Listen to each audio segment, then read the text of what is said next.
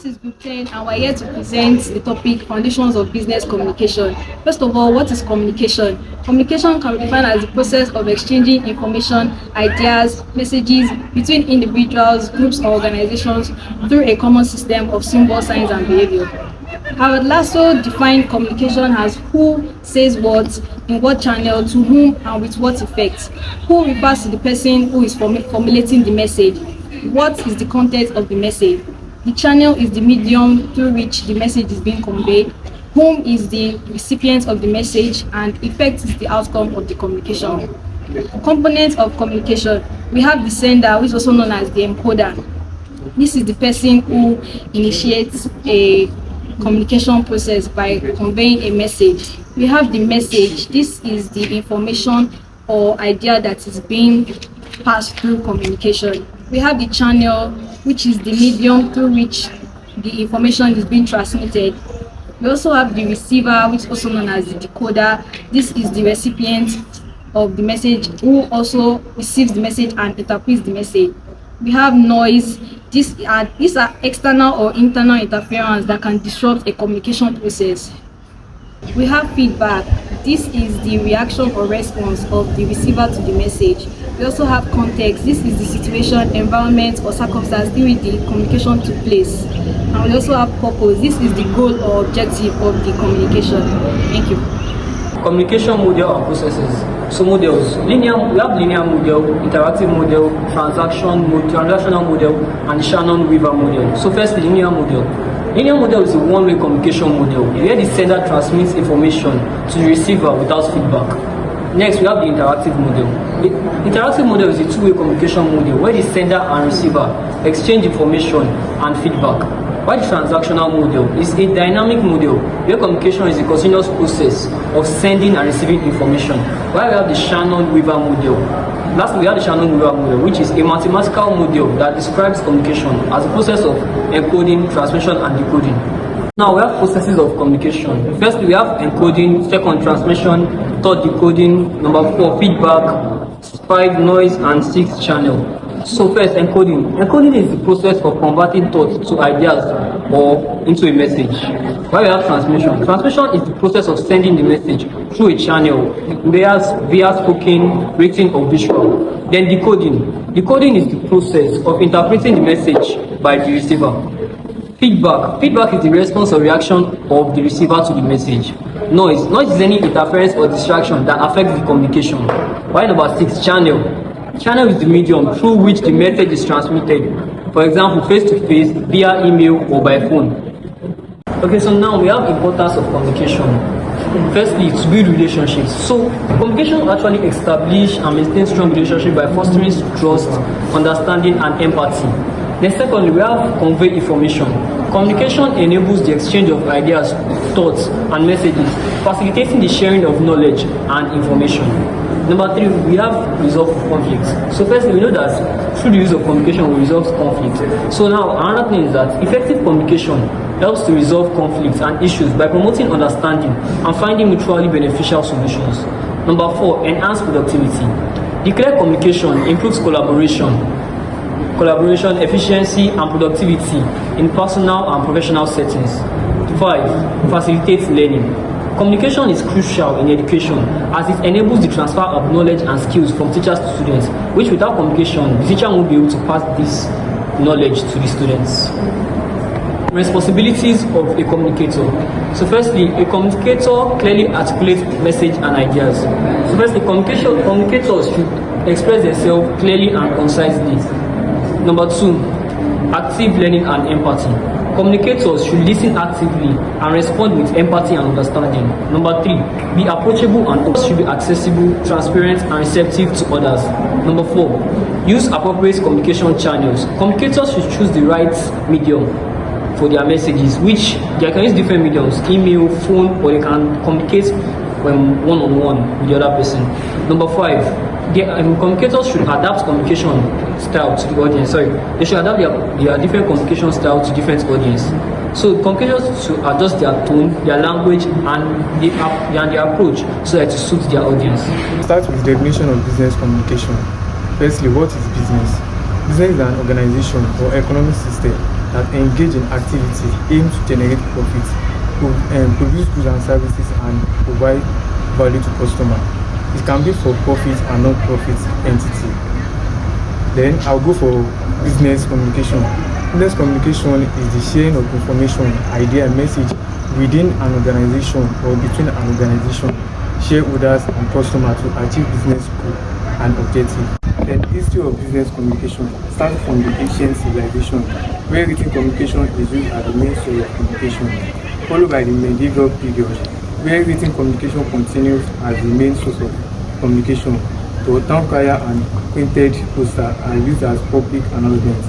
Then in 1980s, telephone and telegraph are used then followed by the early 20th century, where radio and telephone are introduced. Then to mid 20th century, telemark machine are used then. Then the late 20th century, where we introduce the email and internet. Then the recent century, 21st century, where social media, internet, message, video calls are now introduced as main business communication. Principles of business communications. Principles of business communication. We have the clarity, we have the consciousness, we have the completeness, we have the corrections. Okay, first I have to define the principles of business communication. Principles of business communications are essential. They are essential guidelines for effective communications in a professional settings. So now I'll start with clarity. Clarity, this is a clearly convey your messages. Clearly convey your messages, like your message must be clear, So number two, I'll move to number two. Number two is consciousness. So consciousness keeps your message brief. Keeps the message brief and to the point. It keeps it to the point, avoiding unnecessary details. Then I'll move to number three. Number three is completeness. Completeness, so it provides all necessary informations. To ensure understanding. So I'll move to number four. Corrections. This correction ensures accuracy and truthfulness in your communication. It makes you have to be truthful in your communications and all that. So move to number five, considerations. Consideration. Be aware of your audience. You must be aware of your audience reach, feelings, and perspective. Thank you. Internet-based business communication. Due to the involvement so far, internet has made a lot of things easier, including our business area. Now, what is internet-based business communication? Internet-based business communication involves in various online tools and platforms that helps to interact and exchange business ideas. Now, we have different components of internet-based business communication. We have our email, which we have examples as Gmail and Google Mail. We have social media, which is IG, that's Instagram, Facebook, Snapchat, and Skype. We have video conferences, which is our Google Meet and Zoom. We have our instant message and chat box, which is our SMS and iMessages. We have instant messages and chat box, which is our SMS and iMessages. We have online collaborating tools, which helps us to transfer files from one place to another. Do's and don'ts of business communication through social media. I'm going to start with the do's, then end it with the don'ts. First one, be professional. Try to maintain a professional tone in all communications since it comes to the social media, while remembering that social media presence reflects your brand greatly. The second one, you need to engage regularly. Actively engage with your audience by responding to comments, advices, and mentions in a timely manner. The third one, share valuable content. Post content that is relevant, informative, and valuable to your audience. This should include industry news, tips, and insights. Then now we go to the don'ts. Avoid spamming. Don't bombard your fellow followers with too many posts or repetitive content. Quality over quantity is key. The second one, don't ignore negative feedback. Address negative content and comments, feedback constructively and professionally. Ignoring them can harm your reputation or continue to repeat it. Then the third one, avoid over promotion. Don't use your social media platforms solely for self-promotion. Balance promotional content with engaging and informative posts. Thank you. I'm going to talk about effective communication in business. Effective business communication can be defined as the art of transmitting information and ideas clearly and efficiently within an organization and with external stakeholders. And now we have the qualities of effective business communication. Number one, we have improved collaboration and productivity, enhanced customer satisfaction and loyalty, stronger relationships with employees, partners and stakeholders, increased efficiency and reduced errors, and we also have better decision making and problem solving. Advantages of effective communication. Number one, we have clear understanding. It ensures that messages are conveyed and received accurately and reducing misunderstandings and errors. We also have building of trust. Open and honest communication fosters trust and credibility among individuals and teams. We have improved relationships. Effective communication strengthens relationships, resolves conflict, and promotes a positive work environment. Increased productivity. Clear communication saves times, reduces mistakes, and enhances collaboration, leading to the increased productivity.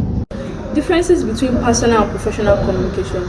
In a business setting, one has to differentiate the communication process. Either it should be personal or professional. So now I'll be differentiating the type of communication and the tone and context in which one has to use in a business environment. Under personal communication is more informal and in a casual tone, while in a professional communication it is more formal and polished. Under personal communication has emphasis on building relationship and emotional connection, while on professional communication it emphasizes on clarity, precision and effectiveness. Under personal communication it is often spontaneous and unplanned, but while under professional communication is more planned in a structured and deliberate manner. Under personal communication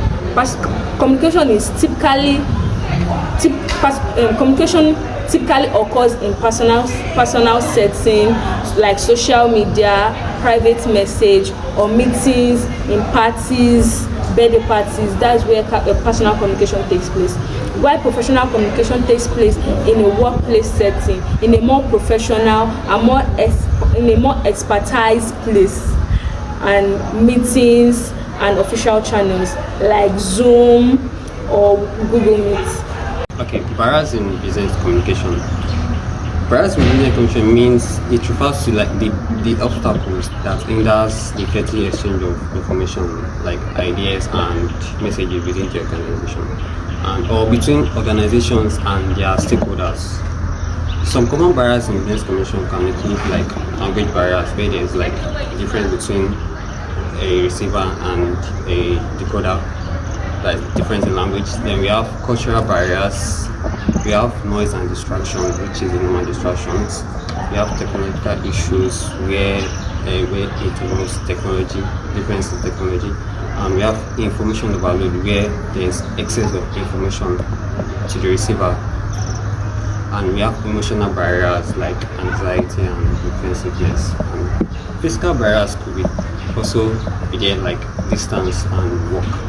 How to overcome business communication barriers. One, identify the barriers, which is very important. You have to recognize the specific obstacles like that hinders the effective communication between the receiver and the sender.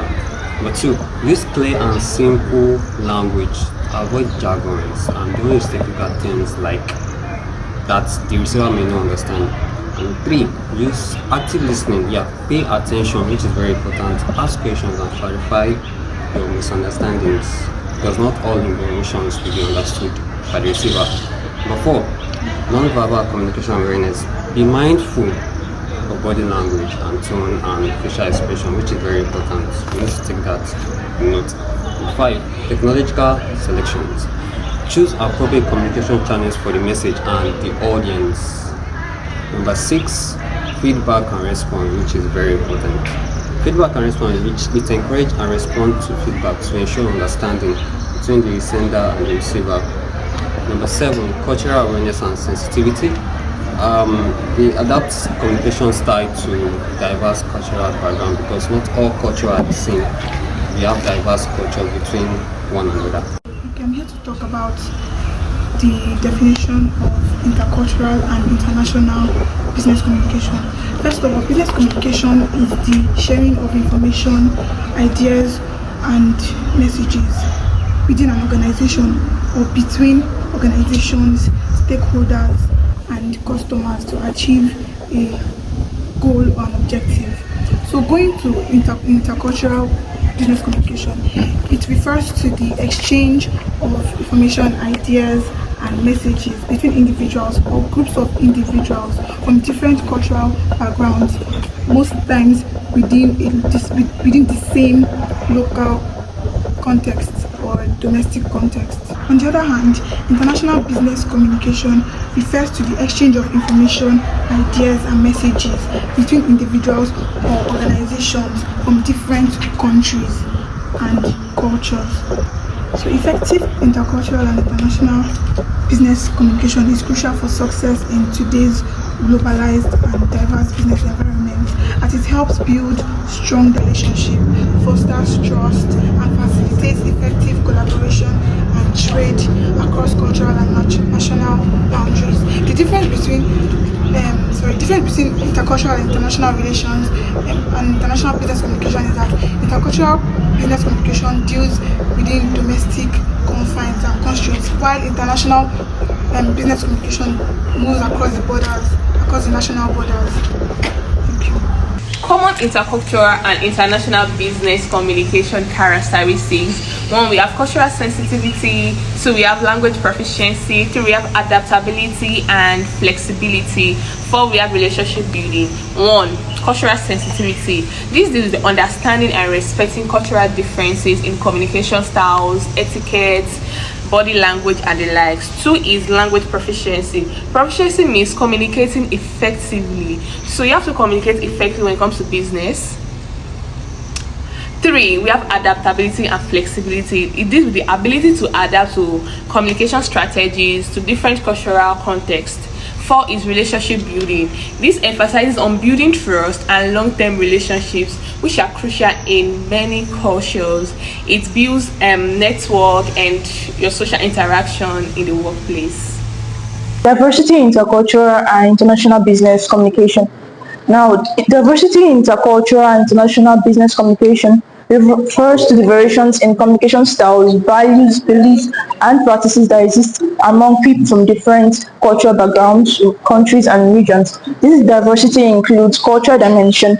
Cultural dimension understands dimensions such as individualism, collectivism, power distance, austerity, avoidance, masculinity versus femininity, and long-term versus short-term orientation, which is under the Hofstede cultural dimension theory, which the theory is a framework for cross-cultural psychology developed by Greets Hofstede. It shows the effects of society's culture on the value of its members and how these values relate to behavior, using a structure related to factor analysis. Now we have communication styles, where we differentiate between direct and indirect communication styles, recognizing variation in verbal and non-verbal communication across cultures. Then direct decision making processes. Awareness of how decision making varies from one culture to another, including consensus-based versus top-down approaches. Influence of cultural values on business decisions and negotiations. Conflict resolution. Approaches to conflict resolution can differ significantly. Some cultures may prefer direct confrontation, while some others can prefer conflict or seek harmony. Time orientation. Different perceptions of time management and deadlines, e.g. monochronic or versus polychronic cultures. Importance of punctuality and scheduling in various cultural contexts. I'm here to present business communication audience. The business communication audience refers to the individuals or group who are the intent recipient of a message or information in a business context. Internal audience. Okay, this includes employees, executive and stakeholders within an organization, external audience, customers, clients, suppliers, investors, and regulatory bodies, and the general public. Diversity. This business communication can be diverse in terms of cultural backgrounds, educational levels, job functions, other characteristics that may influence their communication preferences and needs. Tailored messaging. Tailored messaging, effective business communication involves identifying the specific audience and tailoring the content, tone, and delivery method to meet their informational and communicational needs. Clarity and conciseness. Business communication should strive for clarity and a focus on audience interests and their priorities. Types of audience based on knowledge and expertise. 1. Expert audience. These include people with highly knowledge and specialized on the subject matter. Lay audience, little to no prior knowledge about the topic. Mixed audience. This consists of both expert and lay persons. And hostile audience. This hostile audience disagrees or is skeptical about your message. Friendly audience agree or is supportive of your message. Importance of business communication audience. 1.